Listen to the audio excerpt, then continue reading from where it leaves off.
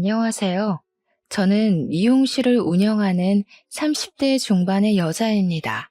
벌써 몇 년이 지난 일이지만 아직도 그 일만 생각하면 기가 막혀 이렇게 글을 쓰게 되었네요. 저와 남편은 5년이나 사귀고 결혼했지만 어쩌다 보니 시댁의 축복도 받지 못하고 결혼식을 올리게 되었어요. 바로 지금부터 쓸 사연이 힘들었던 제 결혼 이야기랍니다. 회계사로 일하는 남편은 어머님의 두 번째 자랑이었어요. 어머님의 첫 번째 자랑은 남편의 형이었죠. 대학에서 연구원으로 일하시면서 교수 임용을 앞두고 있었거든요.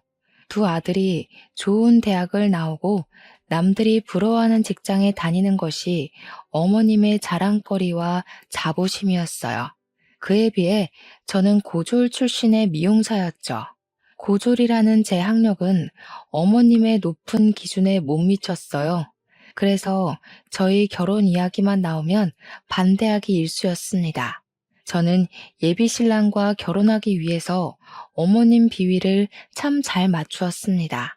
쉽게 저희의 결혼을 허락하지 않은 어머님이 섭섭하기도 했지만 사랑하는 사람을 낳아주신 분이니 최선을 다했어요. 어머님에게는 특유의 말버릇이 계셨는데요. 두 아들을 잘 키웠다는 공치사였죠. 내 나이 30도 안 돼서 남편 죽고 혼자 두 아들 공부시켜 서울에 있는 대학에 떡하니 입학시켰다. 그뿐인 줄 아니? 작은 아들은 회계사 만들었지 큰 아들은 곧 교수 될 거지. 아유, 그 모진 세월을 다 말해 뭐하니? 어머님, 정말 대단하세요. 정말 고생하셨겠어요. 어머님이 그런 이야기를 늘어놓으면 저는 손바닥을 마주치면서 맞장구를 쳐드렸죠. 고등학교 졸업하고 바로 미용실에서 일하다 보니 늘어나는 것은 미용 기술뿐만이 아니었습니다. 어떻게 하면 상대방 기분을 잘 맞출지 눈치도 같이 늘게 되었어요. 눈치 빠른 저는 어머님이 탐탁지 않게 생각하는 걸 알았기에 더욱 노력했습니다. 며느리 또한 아들의 능력에 맞는 고학력자를 원하셨거든요. 그런 어머님의 높은 기준을 알기에 예비 신랑의 형도 30대 중반이 넘었지만 여자를 만나지 않은 수총각이었어요. 예비 신랑 말로는 20대 때에는 몇 번의 연애를 시도하긴 했지만 어머님의 반대에 만나는 것을 포기했는지 그 뒤로 연애 소식이 없다고 했죠.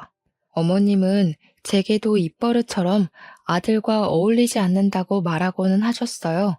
잘난 아들과 제가 얼마나 어울리지 않는지 설명하는 거였죠. 너 요즘 회계사가 얼마나 잘 나가는지 알지? 공부도 많이 하고 어려운 직업이잖니. 아무나 못하는 거야. 그런데 미용사는 기술만 좋으면 고졸도 할 수 있는 거잖아. 나는 그게 사람의 급이라고 생각한다. 사람은 같은 급끼리 살아야 더 잘 사는 거 알지? 그럼요, 어머니. 회계사 되는 게 쉽나요? 너무 어렵죠. 명환 씨가 정말 대단한 것 같아요. 똑똑한 머리는 어머님을 닮았나 봐요. 제가 그렇게 맞장구를 칠 때마다 어머님은 중요한 말은 쏙 빼고 하는 저를 얄밉다는 식으로 쳐다보고는 하셨어요. 그날도 어머님에게 붙잡혀 아들과 헤어지라는 말을 빙빙 돌려 듣고 있을 때였어요. 옆에 앉아있던 예비 신랑이 결혼 이야기를 자연스럽게 어머님께 꺼냈습니다. 어머니, 저희 만난 지도 오래되었고 이제 결혼하겠습니다. 예비 신랑의 말에 어머님은 두 눈을 동그랗게 뜨고 반대하기 시작하셨죠. 이제 겨우 30살 넘은 나이에 무슨 결혼하겠다는 거니? 네 형도 아직 장가도 안 갔는데 동생이 먼저 가는 법이 어디 있어? 안 된다. 요즘은 그런 거 안 따져요. 형은 아직도 만나는 사람도 없는 것 같던데요. 저희 먼저 결혼할게요. 이번에는 예비 신랑도 마음을 단단히 먹었는지 어머님의 만류에도 끄떡하지 않았습니다. 아유, 너희 형이야 워낙 직업 좋지, 인물 좋지. 금방 생기지 않겠니? 그런 걱정하지도 마라. 내 아들한테 시집 안 오면 자기들만 손해지. 예비 신랑은 제 손을 꽉 잡으며 말을 이었습니다. 그러니까요. 제가 이 사람한테 장가 못 가면 손해 같아서 결혼하려고요. 그게 무슨 말이야? 네가 왜 손해봐? 어디가 모자라서 그런 말을 하는 거니? 나는 절대 너희 결혼 안 시킬 거다. 그렇게 알고 있어라. 어머님은 토라지셔서 방 안으로 들어가 버리셨습니다. 어머님 눈에는 제가 그렇게 부족한 사람으로 보이시는 건지 서운한 마음이 들었어요. 아무리 노력해도 치롱손 같은 어머님의 마음을 돌릴 수가 없었을 것 같았죠. 어머님은 제게 넌지시 첫사람이 잘 들어와야 뒷사람이 잘 들어온다는 말을 자주 하셨어요. 아직 예비 신랑 형도 결혼하지 않은 상황이었기에 제가 먼저 며느리가 되면 큰 며느리도 어머님 기준에 맞지 않은 사람이 들어올 거라고 판단하셨거든요. 그 당시 어머님은 예비 신랑 형에게 너는 사람 잘 데리고 들어오라고 자주 말씀하셨죠. 서운해도 어쩌겠어요. 사랑하는 사람과 결혼하기 위해서 감내하고 받아들여야 한다고 생각했네요. 그리고 드디어 어머님께 학수고대하던 소식이 들렸습니다. 바로 예비 신랑 형이 결혼할 사람이 있다며 집으로 데려오겠다고 했다는 거였죠. 예비 신랑도 오랫동안 기다려왔던 소식이라 너무 좋아하면서도 제 걱정을 했어요. 형이 데려온 여자분이 제약회사 연구소에 다닌다고 했거든요. 예비 신랑 형이 다니는 대학원에 여자분이 다니게 되면서 만나게 되었다네요. 좋은 학력에 좋은 직장, 딱 어머님이 원하는 며느리감이었던 거죠. 그래도 오랫동안 혼자였던 예비 신랑의 형에게 짝이 생겼다는 이야기에 축하를 했습니다. 한 사람이라도 어머님 마음에 쏙 드는 며느리가 있으면 저희 결혼도 허락해 주실 거라고 생각했거든요. 두 분은 만난 지 얼마 되지 않아 결혼 약속을 하셨다네요. 예비 신랑과 저는 5년 동안 만났지만 결혼 허락도 받지 못했기에 두 분이 부러웠습니다. 그러던 중에 어머님께 전화가 왔어요. 너 이번 주 토요일에 우리 집에 올 수 있니? 큰아들이랑 결혼할 사람이 이번 주 토요일에 생일이라는구나. 어머님이 먼저 집으로 초대해 주시다니 평소보다 더 들뜬 목소리로 대답했습니다. 그럼요, 당연히 가야죠. 몇 시에 오시기로 했어요? 저녁 6시쯤 온다고 했어. 아유, 그날은 할 게 많을 것 같네. 아침 일찍 서둘러야겠어. 그렇겠네요. 저도 6시쯤이면 괜찮을 것 같아요. 주말이긴 한데 평소보다 조금 일찍 문 닫고 찾아뵐게요. 제 말에 어머님이 깜짝 놀라시더라고요. 그게 무슨 말이니? 너는 아침 6시에 와야지. 할 일이 한두 개가 아닌데. 네가 내 며느리 되고 싶어 하니까 인심 써서 불러주는 거야. 아유, 제약회사 다니면서 공부하는 게 쉬운 일이 아니지 않니? 그래서 생일상 차려주려는 거야. 그렇게 알고 너도 도와라. 어머님의 말에 당황스러웠어요. 아침 6시부터 오라는 말은 주말에 미용실 문을 닫으라는 말이잖아요. 주말 장사가 얼마나 큰지 어머님은 모르시는 것 같았죠. 한참을 고민하던 끝에 알겠다고 말했습니다. 일단 어머님이 먼저 전화도 주셨고 가족 행사에 참여하라는 말을 돌려서 하는 거라고 생각했거든요. 알겠어요, 어머니. 그날 아침에 찾아뵐게요. 최근에 허리도 삐끗하셨다면서요. 조심하셔야죠. 알겠다. 늦지 말고 꼭 아침 6시까지 와라. 이만 끊으마. 어쩔 수 없이 토요일 아침에 어머님 댁으로 향하게 되었습니다. 어머님을 차에 태워 20분 정도 떨어진 시장으로 향했습니다. 시장에는 이른 시간부터 사람들로 북적였어요. 미용실 특성상 예약하신 손님이 없으면 오전 10시쯤 문을 열었기에 이른 아침부터 활기찬 시장 모습에 놀랐어요. 대한민국 어머님들의 부지런함이란 정말 대단한 것 같았습니다. 어머님은 시장을 몇 바퀴나 돌면서 재료들을 꼼꼼히 살펴보며 구매하셨어요. 저는 짐을 들고 뒤따라 걸어가며 시장 안을 이리저리 둘러보았습니다. 정육점의 채소 가게를 돌아 조금 멀리 떨어진 수산시장까지 들려 장을 보셨거든요. 짐에 든 양손에는 이미 봉지들이 가득했기에 무슨 음식을 하실지 궁금해졌죠. 수산시장에서 꽃게를 살펴보고 계시는 어머님께 넌지시 질문을 던졌습니다. 어머님, 오늘 무슨 음식 하실 거예요? 이미 갈비랑 잡채 재료는 사신 것 같은데 장 볼 게 더 남았어요? 어머님은 저를 쳐다보며 입을 삐죽이셨죠. 그거 가지고 누구 입에 붙이니? 평소 먹던 거에 몇 가지 더 올려야 표가 나지. 왜? 벌써 힘드니? 저는 고개를 좌우로 저으면서 미소를 지었습니다. 아니요? 힘들다뇨. 괜찮아요. 아유, 형님 되실 분이 좋아하실 것 같아요. 어머님이 정성껏 준비해 주시잖아요. 그럼 좋지. 제약회사 연구소에 다닌다고 하더라. 이런 좋은 인연 만나려고 그동안 우리 큰애가 여자를 안 만난 거지. 이제야 내가 옆집 옆편 애들 볼 면목이 선다니까. 큰 며느리 될 사람이 제약회사에 다닌다니까 부러워서 미치려고 하더라. 말하는 내내 얼굴에 미소가 가시지 않았죠. 그동안 친구분들에게 면이 안 서셨다고 하셨어요. 친구분들 며느리는 다 대기업 출신이거나 사자가 붙은 사람들이라나요? 일단 제 직업도 사자가 붙어 있었지만 어머님 기준에는 학력 미달이었죠. 교양과 학식을 갖춘 분이라는 생각을 하니 오늘 처음 만나게 될 미래의 형님에 대한 기대감이 높아져 갔습니다. 어머님은 그 후로도 한참을 시장을 둘러보시다가 집으로 돌아가자고 하셨어요. 어머님 댁으로 돌아와 장바구니를 식탁에 올려놓고 시계를 보니 벌써 10시가 다 되어가고 있었죠. 6시에 출발해 10시에 돌아오다니 발도 아프고 팔도 빠질 것 같았습니다. 평소보다 일찍 일어났기에 평소에 꼬박꼬박 챙겨 먹던 아침도 거르고 와서 배가 고파왔습니다. 어머님, 밥 먹고 하면 안 될까요? 걸어 다녔더니 배가 고파서요. 그것 걸었다고 배가 고파? 너는 온종일 서서 일한다는 애가 체력이 그렇게 약해서 일이나 제대로 하겠니? 재료 손질하고 요리까지 하려면 시간 없다. 참아봐. 맛있게 요리해서 저녁에 같이 먹자. 저는 순간 두 입을 크게 벌리고 말았습니다. 어머님 말은 점심도 거르겠다는 말이었으니까요. 속상했지만 입가에 어색한 미소를 띠며 재료 손질을 시작했습니다.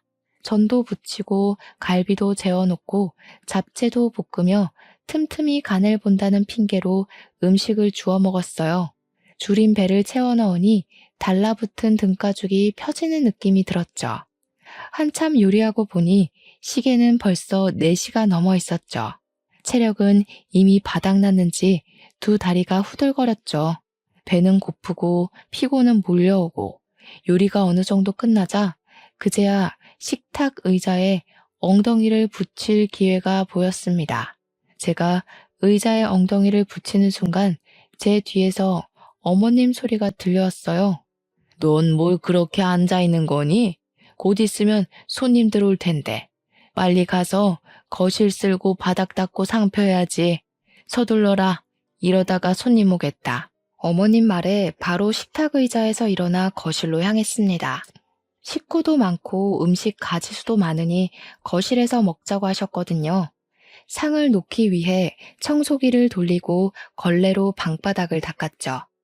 미용실에서 일할 때보다 체력 소모가 더 큰 것 같았어요. 내 체력이 이렇게 안 좋았나 하는 생각이 들더라고요. 온종일 서서 손님 커트 치고 파마했어도 오늘처럼 체력이 바닥까지 고갈되지 않았으니까요. 하지만 제 일은 거기서 끝나지 않았습니다. 상 위에 음식을 세팅하는 일도 남아 있었죠. 정말 기가 막히게 오전에 시작한 음식 준비와 상차림은 오후 6시가 거의 다 되어서 끝이 났습니다. 가장 먼저 도착한 사람은 예비 신랑이었죠.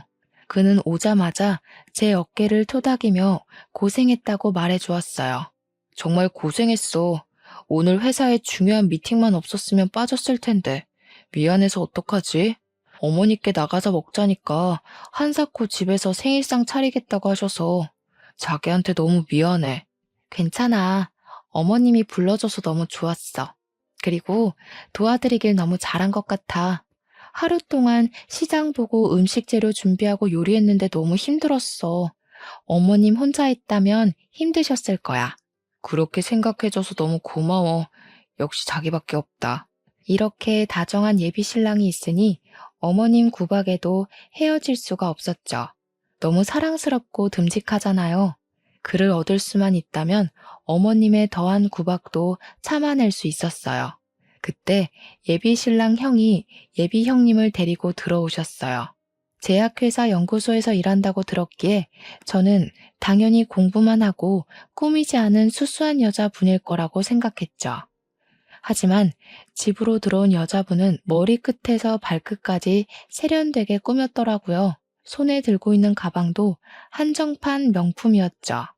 예비 형님의 세련된 취향과 꾸미는 걸 좋아하시는 것 같아 저와 잘 맞겠다 싶었습니다. 패션이나 미용 이야기를 하면서 친해질 수 있겠다고 생각했거든요. 집 안으로 들어온 예비 형님은 어머님께 활짝 웃으며 인사했어요. 어머니, 잘 지내셨어요? 생일까지 챙겨주셔서 너무 감사해요. 어머님은 형님의 두 손을 잡으셨어요. 이제 우리 집 사람이 될 텐데 내가 챙겨야지. 배고프지? 어서 와서 밥부터 먹자. 정말 고생하셨겠어요. 너무 감사해서 어떡하죠? 회사 사람들도 시집 잘 간다고 부러워하는 거 있죠? 아이고, 말도 참 예쁘게 하네. 그래, 나도 내 자식이라고 생각하고 차린 거니까 마음껏 먹어. 저는 어머님 옆에 서서 처음 보는 예비 형님께 인사를 드렸습니다. 안녕하세요. 처음 뵙겠습니다. 명환 씨랑 만나고 있는 최민영이라고 해요. 잘 부탁드려요, 형님. 안녕하세요. 만나서 반가워요. 명석 씨한테 동생이 오랫동안 만난 여자친구가 있다고 들었어요.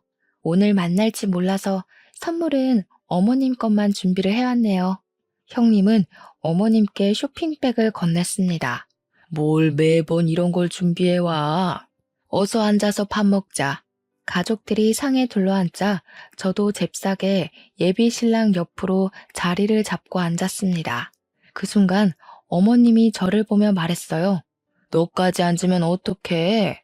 부엌에 가서 음식 가지고 와야지. 가서 갈비도도 가져오고 잡채도 더 퍼와라. 저는 어색한 미소만 지으며 다시 자리에서 일어나야 했습니다. 잡채와 갈비를 그릇에 담아 상 위에 올려놓으니 이번에는 국을 더 가져오라고 하더라고요. 저는 다시 자리에서 일어나야 했습니다. 그때 예비 신랑이 일어나서 부엌으로 따라 들어왔어요. 자기야, 내가 할게. 들어가서 밥 먹어. 저는 국그릇을 예비 신랑에게 건네주고 거실로 돌아왔습니다. 예비 형님이 저를 보며 활짝 웃더니 말을 붙였죠. 어머, 미용실 하신다고 들어서 그런지 패션 감각이 좋은 것 같아요. 대학은 어디 나왔어요? 형님의 질문에 당황스러웠어요. 미용실에서 갑자기 대학 이야기가 왜 나올까요? 그것도 어머님 앞에서 말이죠. 난감함에 입을 오물거리고 있을 때 어머님이 대신 답을 하셨습니다. 아, 얘는 대학 안 나왔어. 고졸이야. 어머님 말에 죄를 진 것도 아닌데 고개가 숙여졌어요. 제 앞에서 두 사람의 대화가 이어졌죠. 아, 그래요? 제가 괜한 이야기 꺼낸 건 아니죠? 저는 당연히 도련님이 좋은 학교에 좋은 직장 다녀서 여자친구분도 좋은 대학 다니다가 미용사 하는 거라고 생각했네요. 혹시 실례가 되지 않았죠? 괜찮아요. 그렇게 생각하실 수도 있죠. 다행이네요. 아무튼 어머니, 정말 대단하신 것 같아요. 어떻게 두 아들을 대학에 보내고 큰아들은 대학 교수에 작은아들은 다들 부러워하는 회계사를 만드신 거예요? 정말 능력 있으신 것 같아요. 그 애한테 들으니까 어머님도 대학 나오셨다던데. 어머님 세대에 대학 나오신 거면 요즘이랑 비교도 안 되게 엄청난 거잖아요. 형님의 말에 어머님은 기분이 좋으신지 활짝 웃으셨어요. 아유, 말도 마라. 그 당시에는 고등학교 나와도 가방끈 길다는 말 듣던 시대였어. 형편이 어려워도 성적이 조금만 모자라도 대학 근처도 못 가던 때였다. 그래도 지금은 대학 가기 수월한 시대 아니니 조금만 노력하면 갈 수 있는 대학이 많잖아. 그럼요. 어머님이 정말 대단하신 거죠. 아들들 잘 키워 거기다 며느리들도 다 좋은 학벌로 얻으시고. 아, 맞다. 민영 씨는 고졸이라고 했던가요? 형님은 콕 짚어 다시 제게 고졸이냐고 물어왔습니다. 일부러 그런 것은 아니었겠지만 기분이 좋지 않았어요. 네, 미용고 졸업 후에 바로 미용실에 취직했거든요. 아유, 고등학교 졸업하고 바로 취업이라니. 많이 힘들었겠어요. 그렇게 힘들지 않았어요. 미용사가 되는 게 어릴 때부터 꿈이었으니까요. 미용사가 뭐가 대단하다고 꿈씩이나 된다니? 세상에 얼마나 좋은 직업이 많은데. 어머님 말에 밥을 먹다가 밥알이 목에 걸려 콜록거렸습니다. 어머님에게는 제 꿈이 다른 직업보다 하찮게 보이셨을까요? 저는 어릴 때부터 소중히 키워서 이룬 꿈인데 말이죠. 예비 신랑은 제 손을 잡고 자리에서 일으켜 세웠어요. 어머니, 제발 그런 말 좀 그만하세요. 학력 가지고 사람 우습게 보는 거 창피하지도 않으세요? 이 사람 미용실 하면서 저보다 돈 더 많이 벌어요. 능력으로 따지면 저보다 더 뛰어난 사람이에요. 자기야, 일어나, 가자. 제가 자리에서 일어나자 어머님이 저를 보면서 쏘아붙이셨어요. 너는 어디서 배워먹은 버르장머리냐? 밥 먹으면서 어른보다 먼저 일어나는 거 아니라고 안 배웠니? 너희 집에서는 그렇게 가르치니? 그래서 못 배웠다는 소리를 듣는 거야? 어머니, 그만하시라고 했잖아요. 어머님이 아무리 괴롭혀도 저랑 민영이는 헤어지지 않아요. 민영이랑 결혼 허락하지 않으시면 허락 없이 결혼하겠습니다. 예비 신랑은 제 손을 잡고 집을 나왔습니다. 저를 데려다 주는 내내 아무 말도 하지 않았죠. 예비 신랑은 평소에 조금 더 참고 기다리면 어머님이 저희 결혼을 허락할 거라고 저를 다독여 왔었어요. 형이 결혼하고 나면 저희를 받아들이실 거라고요. 새로운 식구가 될 사람 앞에서도 저를 향한 어머님의 구박이 이어지자 그의 인내심이 바닥을 드러내고 말았던 거죠. 저희 집에 도착했을 때 그가 제 손을 꽉 잡으며 닫고 있던 입을 열었어요. 민영아, 우리끼리 결혼하자. 우리 집 축하받으면서 결혼하고 싶었는데 그렇게 해주지 못해서 미안해. 그는 제게 청혼을 했습니다. 물론 어머님의 허락과 축하가 있으면 더 좋았을 테지만 그와 함께 할 수 있다면 아무 상관없었습니다. 나도 자기랑 결혼하고 싶어. 우리 예쁘게 잘 살자. 그는 저를 꼭 껴안고 한참을 등을 토닥였습니다. 그동안 서러웠던 마음이 한순간에 녹아내렸어요. 며칠 후에 예비 신랑은 꽃바구니와 선물 상자를 준비해서 저희 부모님 댁으로 찾아갔어요. 그는 어머님 허락은 받지 못했지만 저희 부모님 허락은 꼭 받아야 한다고 했죠. 저희 부모님도 오랫동안 예비 신랑을 지켜보았고 저희가 함께하길 바랬기에 흔쾌히 결혼을 허락하셨어요. 결혼 허락해 주셔서 정말 감사합니다. 민영이를 행복하게 해주겠습니다. 자네 믿고 내 딸 맡기는 거니까 잘 부탁하네. 오래 기다린 만큼 행복하게 해줘. 예비 신랑은 저희 부모님과 밤늦게까지 이야기를 하고 집을 나오며 제 손을 꽉 잡았어요. 자기 부모님까지 우리 결혼 반대하면 어쩌나 걱정했어. 그래도 한쪽 집이라도 축복해줘야 자기한테 내가 덜 미안하잖아. 나한테 미안할 게 뭐 있어. 우리 부모님은 자기가 나 빨리 안 데려가냐고 항상 물어보셨어. 자기를 얼마나 예뻐하는데. 부모님의 허락이 떨어지자 저희는 바로 결혼 준비를 하기 시작했죠. 친구들이 결혼 준비로 힘들다고 할 때 즐겁지 왜 힘드냐고 핀잔을 주었는데 막상 제가 하려니 정말 만만치 않은 일이었어요. 신혼집부터 예식장 혼수까지 할 것은 많지만 제 몸은 하나잖아요. 예식장도 여러 군데 다니면서 예식비를 비교하고 드레스 고르는 것도 다 품이 들어갔죠. 미용실이 한산할 때 잠깐 시간 내서 예약하고 준비를 하다 보니 더욱 쉽지 않았어요. 결혼 준비로 바쁜 시간을 보내고 있을 때 오랜만에 친구가 찾아오게 되었어요. 같은 중고등학교를 나온 친구였기에 서로 집 이야기도 속에 담아두었던 이야기도 편하게 하는 친구였죠. 친구는 결혼 축하한다고 선물을 들고 왔더라고요. 드디어 결혼하는구나. 축하한다. 명환 씨한테도 축하한다고 전해줘. 친구는 입가에 미소를 띄었지만 얼굴은 그늘이 져 있었죠. 무슨 일 있어? 얼굴이 안 좋아 보이네. 너희 오빠도 결혼한다고 하지 않았어? 결혼할 때 부르라니까. 친구는 길게 숨을 내쉬었습니다. 이제 내 얼굴만 봐도 알아? 우리 오빠 파혼했어. 예식장도 다 예약하고 집도 새로 알아보고 결혼식 코앞에 두고 갑자기 헤어졌다고 하는 거야. 그 여자분이랑 동거한다고 하지 않았어? 그러니까. 잠깐 산 것도 아니고 2년 정도 살았거든. 그 여자랑 오빠랑 만났던 게 돈 보고 작정하고 만난 거더라고. 알고 보니까 그동안 오빠가 그 여자랑 살면서 생활비부터 그 여자 쓰는 돈까지 다 오빠 돈으로 쓴 거 있지? 친구 이야기를 듣고 깜짝 놀랐어요. 친구 오빠 약혼녀는 말로만 듣던 꽃뱀이었다네요. 친구가 들려준 이야기는 거기서 끝이 아니었어요. 정말? 그럼 두 분은 헤어진 거야? 오빠는 처음에 헤어지자는 말을 못 믿었는지 계속 그 여자를 찾아다녔나 봐. 그런데 그 여자가 오빠를 스토커로 신고까지 한 거 있지? 지금 우리 오빠는 말 그대로 멘붕 상태야. 알고 보니까 예식장 비용부터 결혼 비용 전부 오빠 돈으로 냈었대. 지금 어디 있는지 알기만 하면 내가 잡아다가 머리 끄덩이를 뜯어줄 텐데. 그런 여자라면 결혼 안 한 게 천운 아니야? 처음부터 안 만났다면 더 좋았겠지만 조상신이 도운 거네. 그렇긴 해. 알고 보니까 오빠가 처음이 아니었던 거 있지?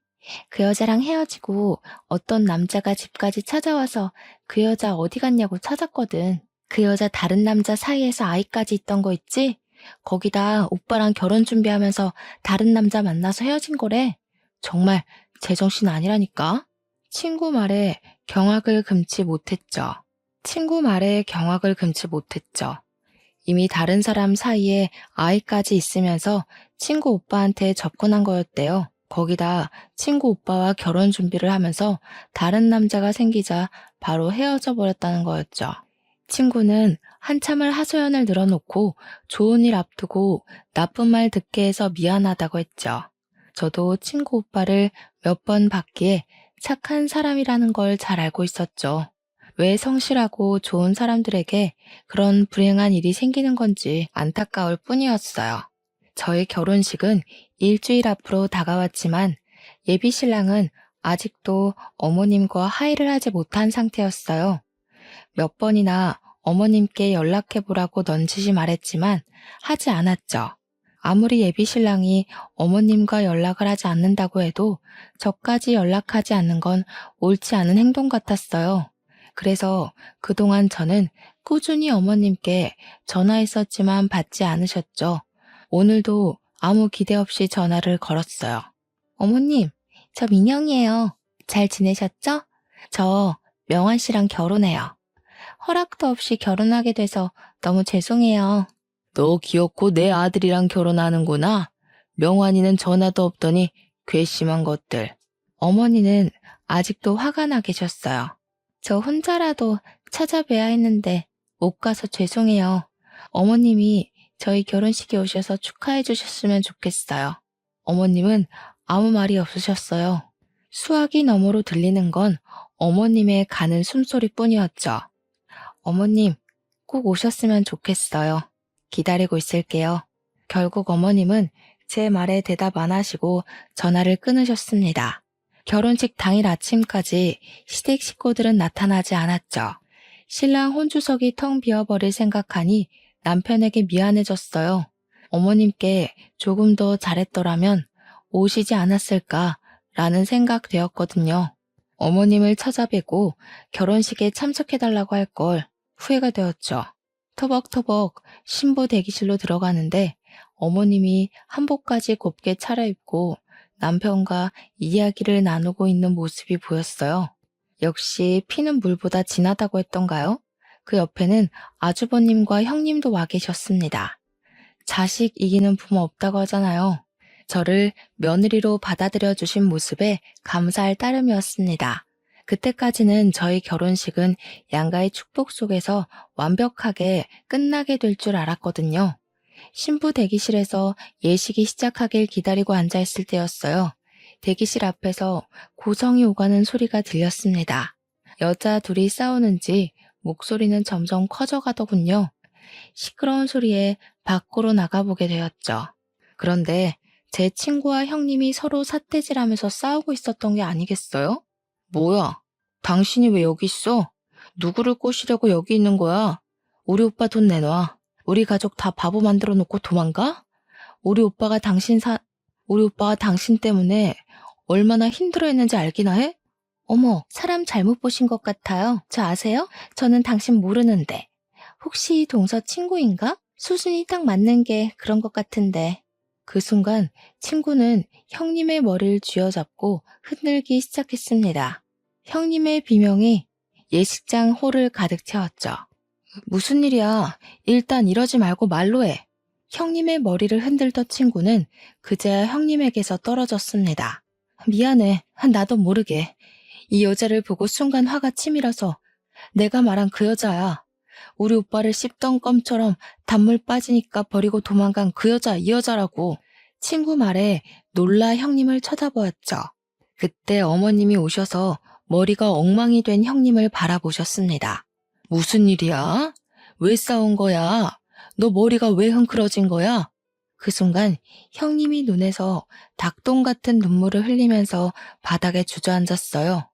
어머님은 형님을 토닥이며 달래기 시작하였죠. 저는 친구를 데리고 신부 대기실로 들어갔습니다. 지금 상황에 대해 이야기를 듣고 싶었거든요. 친구 말만 들으면 형님은 친구 오빠를 버리고 간 꽃뱀이었으니까요. 정말? 확실한 거야? 우리 형님이 너희 오빠 버린 거 맞아? 우리 형님이 확실해? 정말이라니까. 저 여자가 틀림없어. 내가 2년이나 봤는데 몰라보겠어?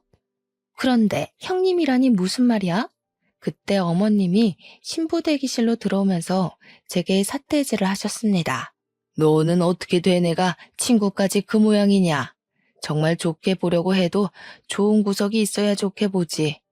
교양 없이 이게 무슨 짓이야? 사람을 잘못 봤으면 죄송하다고 사과를 해야지.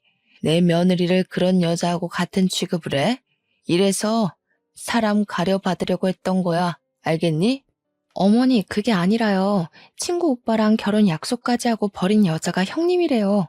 뭐야? 어디서 그런 여자를 네 형님이라고 들먹여? 아무리 못 배웠어도 그런 말하는 건 아니지. 그때 남편이 신부 대기실로 뛰어들어오면서 제 손을 잡았습니다. 어머니가 그렇게 형수에 대해서 잘 알아요? 오늘이 무슨 날인지는 알고 그런 말씀 하시는 거예요? 오늘 저희 결혼식이에요.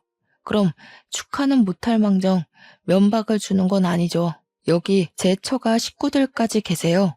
제 아내에게 이런 식으로 말씀하시는 거 제 얼굴에 침 뱉으시는 거예요.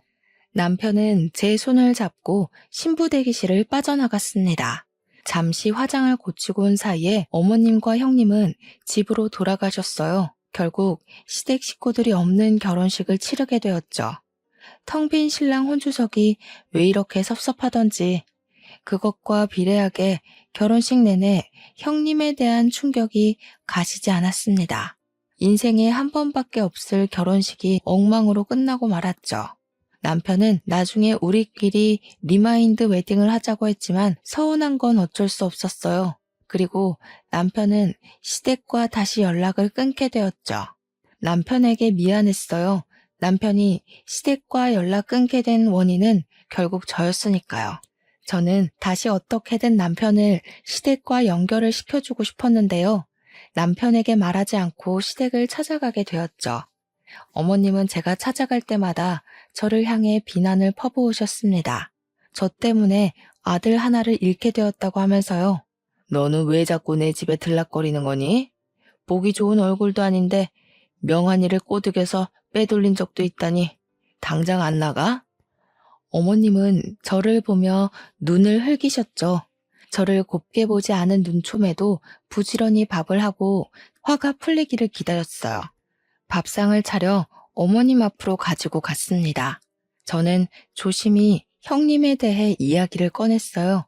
친구 말로는 형님은 아이까지 있는 유부녀였으니까요. 혹시라도 아주버님이나 어머님이 쫓고 계신 거라면 지금이라도 바로잡을 수 있는 기회라고 생각하거든요. 어머님, 그런데 아주버님 곧 결혼하시잖아요. 그래도 결혼하시기 전에 형님에 대해 알아보시는 건 어떻게 생각하세요? 믿져야 본전이잖아요. 어머님은 눈을 부릅뜨며 소리를 지르셨어요. 그게 무슨 말이냐? 지금 네 형편이 정신 나간 여자라는 거야?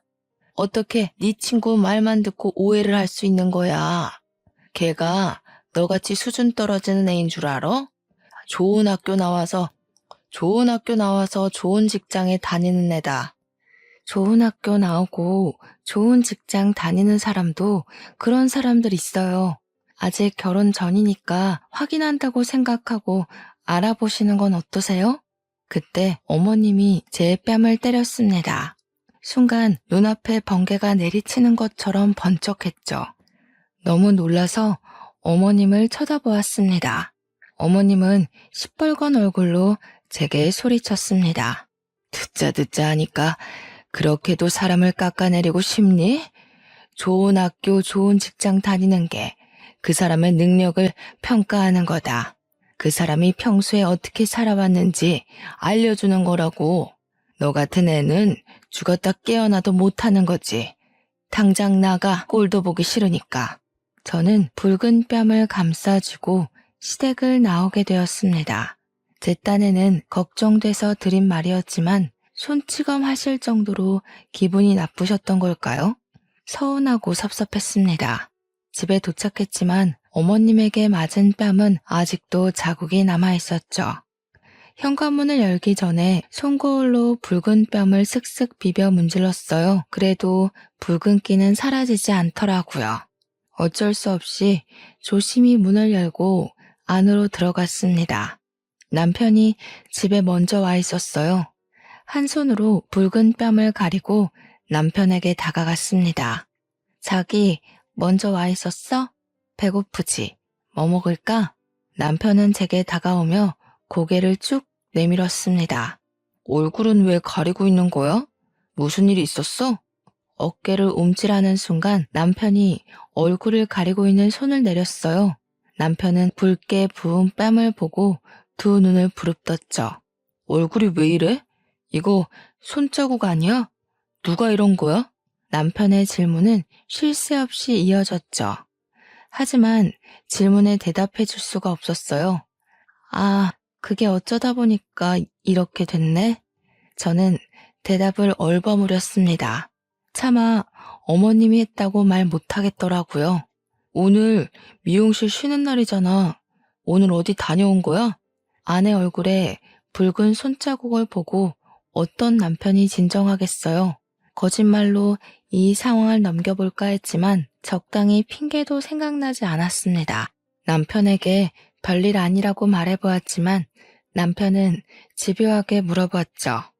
한참 실랑이를 하다가 결국은 이실직고하게 되었어요. 사실 오늘 어머님 댁에 다녀왔거든. 이야기 도중에 형님 이야기가 나와서 한번 알아보시라고 했는데 순간 남편의 얼굴이 커다래지더군요.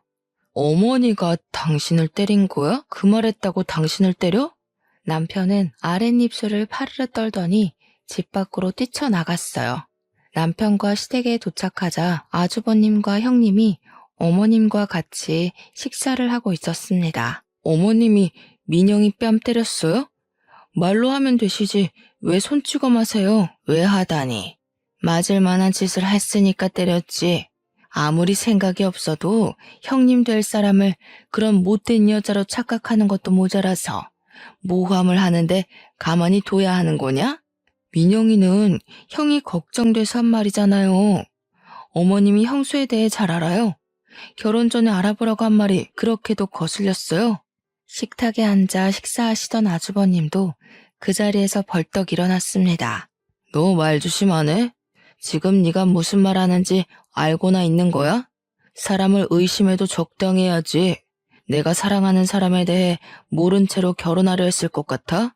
재수씨, 저 사람한테 자격지심이 있는 거 아니야? 학벌로도 직업적으로 못 이기니까 친구 이용해서 헛소리 퍼뜨린 거 아니냐고. 지금 민영이가 없는 말 지어냈다는 거야? 형수한테 자격지심 느낀다고? 뭐가 부족해서 민영이가 자격지심을 느낀다는 건데 친구가 아이도 있다고 하니까 잘 알아보라고 말한 게 잘못된 거야? 사실도 아닌 일을 사실처럼 말하는 걸 허언증이라고 하는 거야. 순식간에 남편 주먹이 아주버님 얼굴에 내리꽂혔어요. 둘은 뒤엉켜 싸우기 시작했습니다. 어머님은 두 아들이 싸우는 모습을 보고 저를 향해 삿대질을 하셨습니다. 너 하나 때문에 우리 집안이 이게 뭐냐? 이제까지 한 번도 말싸움조차 안 하던 아이들인데 네 주둥아리 하나 때문에 내 아들이 싸우는 거 아니야? 이래서 내가 너를 싫어한 거야. 얼굴만 봐도 재수가 없으니까. 어머님이 보시기에 시댁의 모든 분란은 저로부터 시작하는 거였죠. 아주버님까지 저를 자격지심 덩어리로 보고 계실 줄은 생각하지 못했습니다. 제 딴에는 시댁 식구들이 불행을 겪기 전에 막아보자고 꺼낸 이야기였지만 더 큰 불행만 가져온 꼴이었죠. 저와 형님이 각자 남편들을 붙잡고 나서야 두 사람은 마주 잡은 멱살을 놓았습니다. 남편은 아직도 잔뜩 상기된 얼굴로 아주버님을 쏘아보았어요. 나 진짜 형한테 경고했어. 잘 알아보라고. 이 뒤에 무슨 일 생겨도 우리 탓하지 마. 끝까지 그런 말도 안 되는 소리 할래? 재수 씨랑 결혼했다고 너도 재수 씨 닮아가는 거야? 어디서 멍청할 말만 짓거리는 거야? 남편이 다시 아주버님에게 달려들려고 하자 저는 남편을 꽉 붙잡았습니다. 그만해 명환 씨. 우리 그만 가자. 제발 집으로 돌아가자. 남편은 아주버님을 보며 한참을 씩씩거리다가 제 손을 붙잡고 시댁을 빠져나왔어요. 돌아가는 차 안에서 퉁퉁 부은 남편의 얼굴을 보고 있으려니 속상했습니다. 어디서부터 잘못된 것인지 남편과 시댁 식구들이 다시 가까워지길 바라면서 그동안 꾹꾹 참고 노력해왔던 모든 것이 무너져 버렸어요. 그 뒤로 저도 시댁의 발을 끊어버렸습니다. 저로 인해 시댁에 분란만 생긴다면 더 이상 시댁 일에 개입하지 않는 것이 현명하다고 생각했죠. 어긋난 사이는 메꿀 수가 없었고 결국 남편과 저는 아주버님 결혼식에 불참하게 되었습니다. 남편은 가족 없이, 형은 동생 없이 결혼식을 치르게 된 것이었죠. 형님 내외가 결혼한 지 2달쯤 되었을 때였어요. 어머님이 먼저 제게 전화를 하셨어요. 너 오늘 쉬는 날 아니니? 와서 밥 좀 해라. 마당에 잡초 뽑다가 허리가 삐끗했는지 통 움직일 수가 없네. 온 김에 청소도 하고 가고. 몇 달 만에 전화하셔서 꺼낸 말이 시댁에 와서 밥하란 말이었습니다. 한참 고민 끝에 저는 어머님께 시댁에 가지 않겠다고 말했습니다. 형님 일로 조언했다고 뺨까지 맞고 다시 시댁 가서 밥을 할 수는 없었죠.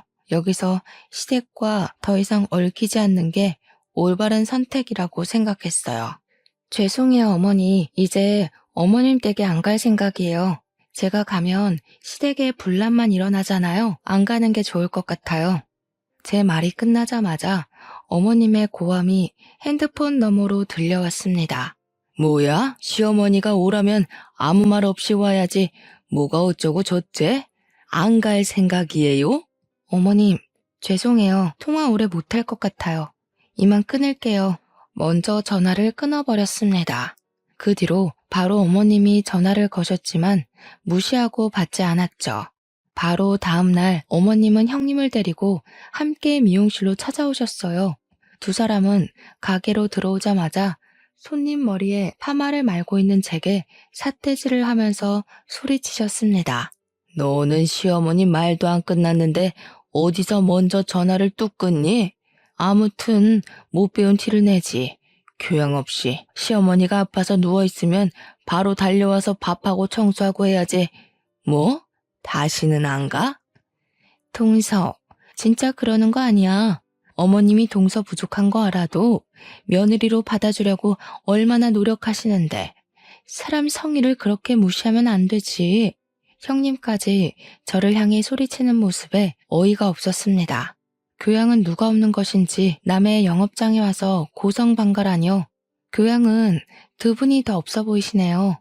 지금 일하는 거 안 보이세요? 여기 제가 일하는 직장이에요. 그렇게 큰 소리로 영업 방해하시면 아무리 가족이라도 신고할 거예요. 어머님 얼굴이 시뻘개지기 시작하면서 언성이 높아지기 시작했습니다. 뭐? 영업방해? 신고?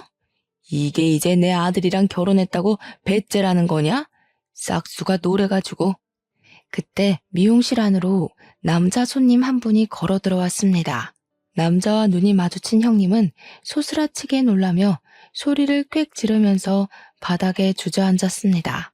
남자는 형님을 보며 화를 내기 시작했어요. 내가 얼마나 찾았는지 알아? 애를 낳았으면 책임을 져야지. 버리고 달아나면 내가 못 찾을 줄 알았어? 학교는 보내야 할 거 아니야. 내년에 학교 가야 할 나이인데 출생신고도 아직 못했잖아. 형님은 얼굴이 새파랗게 질려 남자를 향해 손을 내저었습니다. 지금 무슨 말 하는 거예요? 저는 당신 몰라요. 뭐야? 인간 쓰레기라는 건 알고는 있었지만 끝까지 이럴 거야? 애 키우라는 말하지 않을 테니까 제발 출생신고 좀 해주라고. 두 눈을 동그랗게 뜬 어머님은 남자를 향해 소리쳤습니다. 지금 누구더러 그런 말을 하는 겁니까? 출생신고요? 제가 누군지 알고 그런 막말을 하는 거야. 저 여자가 제 딸아이 엄마입니다. 결혼한 상태로 처녀 행세하며 아이만 낳아놓고 도망가 버렸어요. 저 여자를 찾아 여기저기 돌아다녔어요. 그런 미친 여자가 내 며느리라는 말이에요? 사람 잘못 봤어요. 제가 어느 학교 나온 애인 줄 알기나 해요? 제약회사 연구소에 다니는 애란 말이에요. 네, 저도 알고 있습니다. 저도 같은 학교 나왔거든요. 걱정하지 마세요. 저도 다시 저 여자 데리고 갈 생각 없습니다. 제 딸 출생신고만 해주면 되니까요. 어머님은 목덜미를 잡고 바닥으로 주저앉으셨습니다. 형님은 그 순간에도 남자를 향해 자기는 아이 엄마가 아니라고 소리를 질러댔죠. 사람 잘못 봤다고 했잖아요. 난 애를 낳은 적도 없단 말이에요. 왜 생사람 잡고 그래요? 계속 이런 식으로 나오면 혼인빙자로 경찰서에 신고할 수밖에 없어. 나 말고 다른 남자한테도 결혼하자고 꼬드겼던데 아직도 그 버릇 못 고쳤나 봐. 저 혼자 이 혼란스러운 상황을 정리할 수가 없었습니다. 두 사람은 소리를 지르며 싸우고 어머님은 바닥에 주저앉아 통곡하셨죠. 미용실 문을 닫고 남편에게 전화를 걸었습니다. 자기야, 미용실로 와줄 수 있어? 지금 어머님이랑 형님이랑 미용실에 오셨는데 난리가 나서 긴 말은 나중에 할게. 빨리 와. 남편은 알겠다고 말하며 전화를 끊었습니다. 그리고 30분 뒤에 남편과 아주버님이 미용실에 도착했습니다. 형님은 아주버님이 등장하자 이제 얼굴이 새파랗게 질리다 못해 보라색이 되어가고 있었죠. 미용실에 도착한 남편은 눈치로 지금 상황을 이해했는지 그 남자에게 말을 걸었습니다. 무슨 일인지 다시 설명 좀 해주시겠습니까? 저희가 이제 와서 상황이 파악이 안 되네요. 남자는 남편과 아주버님에게 다시 이야기를 시작했습니다. 저와 저 여자는 대학 선후배 사이였습니다. 제가 졸업하고 친한 후배를 만나러 학교에 갔다가 후배 소개로 알게 된 사이였죠. 연인이 되고 동거를 하던 와중에 아이가 생겼어요. 아이를 낳고 출생신고를 하러 갔는데 아이 엄마가 혼인신고가 되어 있다고 출생신고를 못한다고 하는 거예요. 결혼한 유부녀였던 거죠. 이 문제로 따지자 아이만 남겨놓고 집을 나가버렸어요. 결국 아직도 제 딸은 출생신고를 못한 상황이고요. 순간 아주버님의 얼굴이 샛노래졌습니다. 그럴 리가요. 저 사람이 그렇게까지 인정머리 없는 사람일 리가 없어요. 말 못할 사정이 있었겠죠. 제가 여기까지 오면서 몇 명의 남자를 거쳐왔는지 아십니까? 모두 하나같이 비슷한 방법이었습니다. 결혼 전제로 만나면서 비싼 선물 받아놓고 남자 돈 떨어지면 사랑하지 않는다. 다른 사람 있다고 하면서 헤어지고 한둘이 아니었습니다. 남자 말에 형님은 아주버님을 붙잡고 애원하기 시작했죠. 여보, 저 남자 말 믿지 마. 다 거짓말이야. 그 남자들이 먼저 나 좋다고 선물 주고 쫓아다닌 거야. 난 정말 그런 적 없어. 나 당신 사랑하는 거 알지? 너는 정말 하나도 안 변했구나. 그 말 나한테도 했던 말 아니야?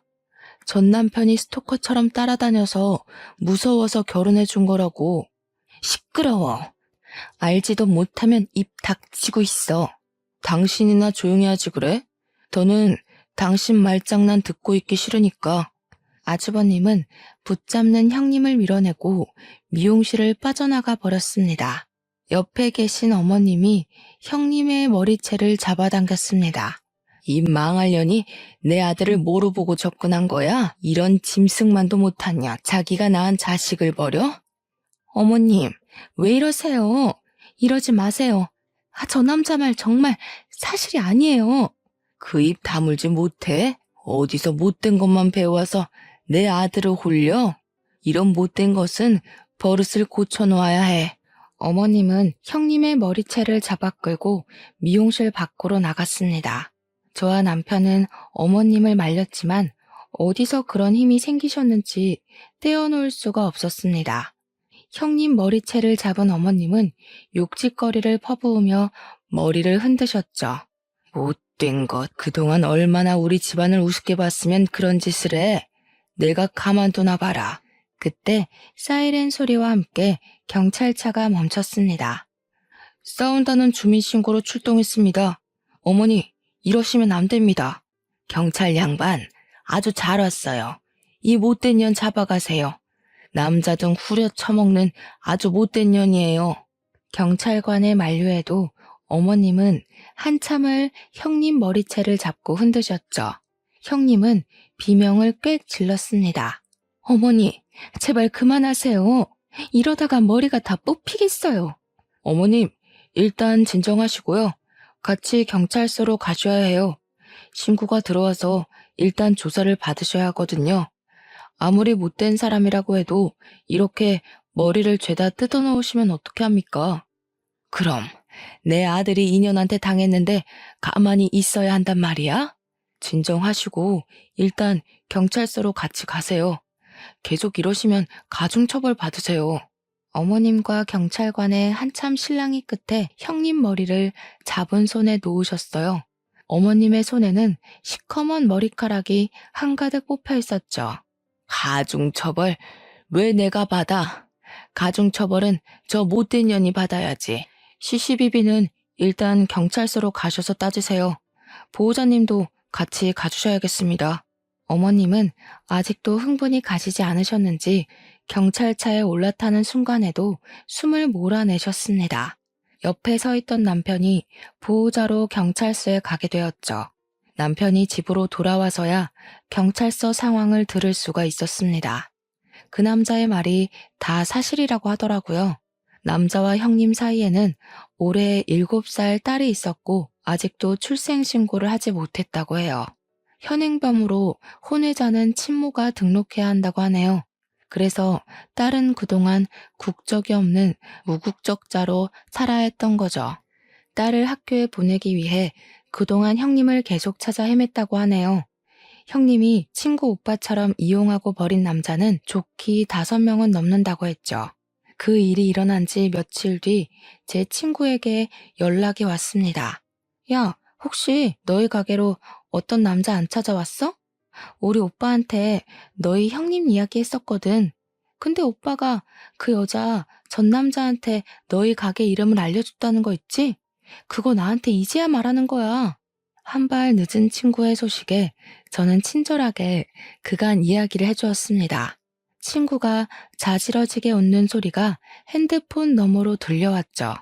아무튼 잘 됐지. 너한테 형님 이야기 들었을 때도 찝찝했는데 그 남자 이야기 들으니까 정말 이건 아니다 싶었어. 아주버님하고 형님은 결국 이혼하게 될 것 같아. 아무튼 그 못된 년 콩밥을 먹여놔야 하는데 이혼으로 안 되지. 친구는 아직도 형님에 대한 악감정이 남아있는 상태였죠. 한참 형님 욕을 하고서 저와 전화를 끊었습니다.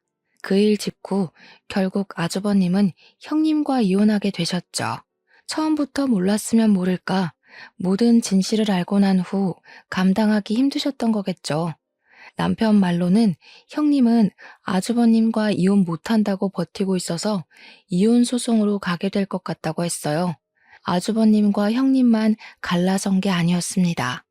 저도 시댁과 갈라서기로 했죠. 남편에게 시댁 일에 더는 신경 쓰고 싶지 않다고 말했어요. 한번 시댁 일에 신경 끊고 살아보니 스트레스도 안 받고 마음이 편안해졌거든요. 시어머니의 막말도 억지스러운 주장도 듣지 않아도 되었으니까요. 남편도 저를 존중해 주었습니다. 남편은 시댁 일은 자신도 신경 쓰지 않는 문제이니 제게도 신경 쓰지 말라고 했죠. 이미 남편은 형에게 더는 어머님 일에 관여하고 싶지 않다고 말했다네요. 아주버님도 남편 의견에 동의했다고 합니다. 그간 경고를 무시해서 미안하게 되었다고 사과도 하셨다네요. 그렇게 저희 부부는 어머님과 절연을 하게 되었습니다. 하지만 어머님은 제게 미련을 못 버리셨는지 수시로 전화를 하셨어요. 너는 시어머니가 충격으로 쓰러져 있는데도 코빼기도 안 비추냐? 내가 너를 그동안 얼마나 좋게 봤는데 이럴 수가 있니? 죄송해요, 어머니. 일도 바쁘기도 하고 저희는 이제 어머님 일에 신경 쓰지 않기로 했어요. 그러니까 이런 전화하지 않으셨으면 해요. 불편하거든요. 뭐? 지금 그걸 말이라고 하는 거냐? 전화하지 않았으면 좋겠어. 불편해? 어디서 배워먹은 말버릇이야? 어머님은 형님 일로도 하나도 안 변하셨네요. 제가 그동안 어머님께 얼마나 노력한지 잘 아시잖아요. 그런데도 제 학력 가지고 구박하시고 조언 드려도 제 뺨을 때리셨죠. 제가 제정신이 아니고서야 계속 어머님 얼굴을 볼 이유가 없을 것 같아요. 오죽하면 어머님 아들이 먼저 절연 선언을 했겠어요. 제 말에 어머님은 한참이나 아무 말 없으시더니 전화를 뚝 끊으셨습니다. 그 뒤로 다시는 제게 전화를 거시지 않으셨습니다. 그 일이 일어나고 몇 달 후에 미용실로 반가운 손님이 찾아왔어요. 그 남자분이 딸과 함께 찾아왔거든요. 남자분은 딸 손을 꽉 잡고 제게 고맙다고 인사를 했어요. 그날은 정말 죄송했어요. 저희 때문에 미용실 영업에 방해되셨죠? 결국은 문까지 닫으시고. 아니에요. 잘 해결되었으니 잘 됐어요. 덕분에 딸이 드디어 주민등록번호를 가지게 되었어요. 내년에 학교도 갈 수 있게 되었고요. 딸아이는 저를 향해 꾸벅 인사했어요. 뭘 알긴 하는 건지 제게 감사하다고 말하는데 너무 귀여웠습니다. 저는 아무것도 한 일이 없었지만 아이의 웃는 얼굴을 보니 뿌듯하고 기분이 좋아졌죠. 사람은 태어날 때부터 귀천이 없다고 하잖아요. 없이 산다고 또 배우지 못했다고 천하지 않다는 걸 다시 깨닫게 되었죠. 언제든 딸 데리고 오세요. 꼬마 손님은 공짜로 해드릴게요. 남자는 고맙다고 인사를 하고 미용실을 나갔어요. 벌써 이 일이 있던 것도 5년이나 지났네요. 5년 동안 저희 부부는 시어머니와는 연락을 주고받고 있지 않고 있어요. 남편은 아주버님과 간단한 안부 정도는 주고받는 것 같긴 하지만요. 어쩌면 저보고 냉정하다고 할 사람도 있겠죠. 하지만 저는 그동안 최선을 다했다고 말하고 싶어요. 고졸 출신이라고 무시하고 제 노력을 보지 않고 밀어낸 건 어머님이었으니까요. 그 후 친구에게 들은 이야기를 조금 덧붙이자면요. 형님은 그동안 만났던 남자들에게 혼인빙자죄로 고소를 당했다고 해요. 어느 정도 그 죄가 인정되는 금전적으로 입었던 손해는 어느 정도 보상을 받을 수는 있었다네요. 그래도 마음에 남은 상처는 보상받을 수 없잖아요. 친구 오빠는 그 뒤로 가족들에게 비혼을 선포했다고 하더라고요. 그 후에는 누구도 형님이 무엇가 하고 사는지 모른다고 하네요. 직장도 그만두고 주위 사람들과 연락까지 끊어버리고 흔적도 없이 잠적해버렸죠. 짧은 제 생각으로는 다시 희생양이 될 남자를 찾아 헤매고 있지 않을까요? 평생 살아온 버릇을 고치긴 힘드니까요. 또 어떤 사람이 형님의 진실한 모습을 보지 못하고 희생될지 걱정이네요. 하지만 그 사람 또한 마음속을 보지 않고 화려한 것만 보려 한다면 또다시 형님에게 속게 되겠죠. 이만 긴 글을 줄여야겠어요. 여러분도 사람을 볼 때 겉모습과 학식만 너무 따지지 마시고 사람 인성도 봐주시면 좋겠어요. 다시는 누구도 사랑을 가지고 사기당하지 않았으면 좋겠습니다. 여러분들은 큰 역경 없이 행복하게 사시길 빌며 제 사연 들어주셔서 감사합니다.